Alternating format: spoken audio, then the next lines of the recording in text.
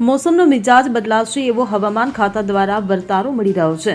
દેશમાં રવિ સિઝનના ખેતીના પાક તેના અંતિમ તબક્કામાં છે અથવા તો ફ્લાવરિંગ સ્ટેજ વટાવી ગયા છે, ત્યારે કેટલાક દેશના ભાગોમાં વરસાદ અને બરફ પડવાની શક્યતા ઊભી થઈ છે। ઉત્તર પ્રદેશ, રાજસ્થાન, દિલ્હી, નોઈડા અને મુંબઈમાં વરસાદ થવાની શક્યતા જણાય છે। એક નવા વેસ્ટર્ન ડિસ્ટર્બન્સ સક્રિય થવાથી પહાડી વિસ્તારોમાં વરસાદની સાથે બરફ પડવાની પણ સંભાવના છે। મોસમ વિભાગનું માનવું છે કે દિલ્હી અને આસપાસના શહેરોમાં ફરી એકવાર હવામાનમાં પલટો આવશે।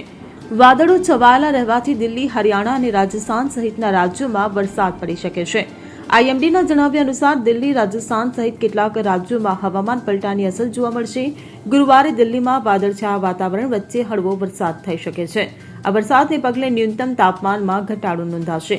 મોસમ વિભાગના અનુસાર 20મી ફેબ્રુઆરી સુધી રાજસ્થાનમાં પશ્ચિમી અને ઉત્તરી ભાગોમાં ક્યાંક વાદળ છવાયેલા રહેશે। 19થી 20 ફેબ્રુઆરી દરમિયાન ભરતપુર, જયપુર, કોટા, બિકાનેર તથા જોધપુરમાં ક્યાંક હળવો વરસાદ થઈ શકે છે। Bureau report, CN24 news. હવે જુઓ દેશ દુનિયાની તમામ ખબરો તમારી આંગળીના ટેરવે। ઉઠાવો મોબાઈલ અને Google Play Store પરથી ડાઉનલોડ કરો અમારી CN24 ન્યૂઝ મોબાઈલ એપ।